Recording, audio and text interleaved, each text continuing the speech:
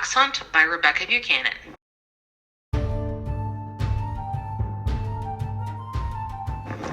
It was a truth universally acknowledged among foxkin that humans were silly creatures. They built their dens of wood rather than taking advantage of nice natural holes in the ground. They had no fur of their own, and so they had to keep sheep and goats to make clothing. Their noses were not so keen as those of a fox, nor were their eyes as sharp as those of an eagle. Their teeth were dull, and their claws non-existent. Silly creatures indeed. When the daughter and the son had populated the mother's creation with four-legged and winged and finned animals, they had given every good gift to the other creatures. By the time they finally got around to creating humans, there were no gifts left, except iron. And so when Ashane found the dead crow that stank of fear and nightmares, he did not return to his den or make for the heart tree or the great waterfall. No, he ran to find the humans. They had lived in the bend of the river for 7 generations. 7 generations of foxkin at any rate. Ashane really wasn't sure how long humans lived. It wasn't a matter that interested him. What did interest him was that they had proven to be friends in the past. They had shared their fish and chickens with his den, killed the mad wolf who was stalking the woods, and cared for his vixen after she had been injured by a boar. And so he ran and ran. He jumped fallen trees, skirted the marten's den, ran through the flock of copper pheasants, who hissed at him in irritation. When he came to the river, he turned right, paws digging into the soil as he followed the water down the gentle slope of the land. And there, where the ground momentarily flattened out and the river pooled, he found the humans. The chickens balked in fear at his approach and fled for their nests. The goats ignored him. He ran past their pen, noses tilted, sniffing. There, most of the humans were gathered in the shallow of the tiny lake, tending their floating rice paddies, the 2 females and one of the younger males. He stumbled to a halt, panting heavily. "Greetings," he coughed and tried again. "Greetings, beloved of the sun. I am Shania the Foxskin. I come with dire news and a plea for assistance." One of the human females, her rounded belly showing that she had not yet birthed her kids, straightened from where she was bent to harvest the rice. She glanced quickly over at the young male, then frowned at Ashane, shoving loose dark hair behind her ear. "And greetings to you, Ashane the Foxskin. What is this dire news you bring?" "A dead crow." The human blinked at him. It reeked of nightmares. She paled, a hand dropping to her stomach. Behind her, the other female, older, white hair pulled into a braid, a short sickle in one hand, sucked in a breath. She strode towards the shore, her trousers rolled up to her knees, and carefully set aside her basket of rice. She looked down at Ashane and demanded, "How long has it been dead?" The fox bristled at her tone, lips pulling back. He whuffed a low snarl, a sound any foxkin would ever recognized, and answered, "Only a few hours. Sunrise, or perhaps a bit earlier." The older female tugged her braid over her shoulder and made for the human den.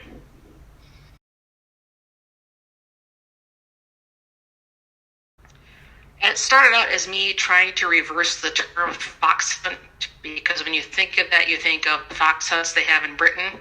And I thought, well, what if this wasn't a fox of hunts, but a hunt with foxes, if that makes any sense? So I flipped the terminology around, and it just kind of flowed from there once I had that idea in my head. In this case, I decided I wanted to tell it from the fox's point of view because you get so many stories from the human's point of view, and I thought it would be kind of neat to reverse that and see how an animal might view human society. So I started with his point of view. I just started the story with him. And once I started telling it that way, I just kind of followed it along. I didn't really plot it out as I was going. It kind of wrote itself. And that was a really interesting and new experience for me. I had never done that before with a short story.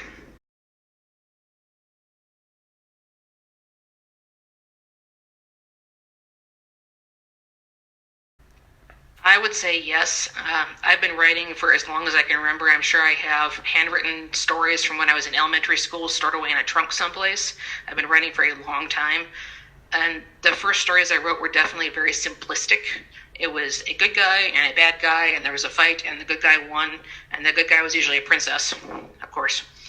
But as I got older, I realized that plots that were simple but not simplistic worked best. So if you hit particular beats of the story as you were going along and kept the focus on the characters and what was happening, the stories flowed much better.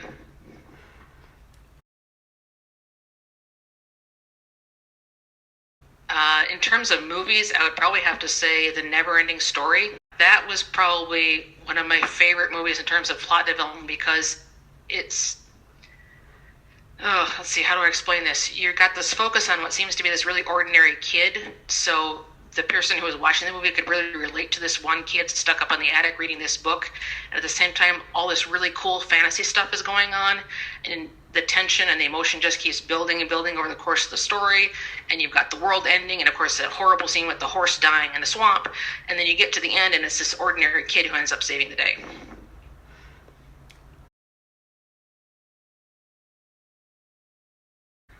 Plot is moving from point A to point B in such a way as to keep the reader entertained. I would say that if you, as the writer, are bored, then your reader is going to be very, very bored. So you need to stop whatever you're doing and sit back and figure out what is wrong that is keeping the narrative boring.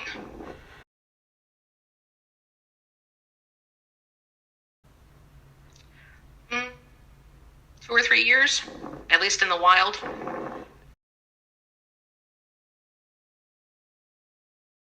None of the classics. I have to admit, I have not read Chronicles of Narnia or Fox and Toad or any of those stories, and I haven't read, oh gosh, whatever that is, At the Gates of Dawn, that I'm blanking on the title of at the moment. But the favorite story with anthropomorphic animals is probably going to be the Green Lantern comics, because they actually have several animals in there that have Green Lanterns and are Green Lanterns themselves, which is a very silly answer, but yeah, the Green Lantern comics. The obvious answer would probably be Star Wars, so let me try to think of something that's not quite so obvious. Hilda. There is an animated Netflix series which is based on a series of graphic novels about a little girl named Hilda who has all kinds of magical and otherwise fun adventures in this town called Trollberg. And there's trolls all over the place, and there's elves, and there's talking animals, and there's vegetable spirits and water spirits, and I think she's just awesome.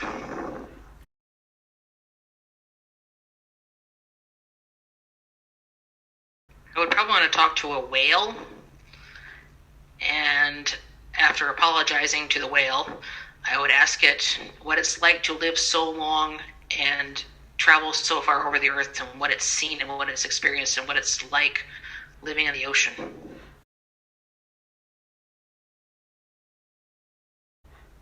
Yeah, the editors at Heroic Fantasy Quarterly for accepting the story. It was an honor. I'm glad they liked it and that they ran it in their issue.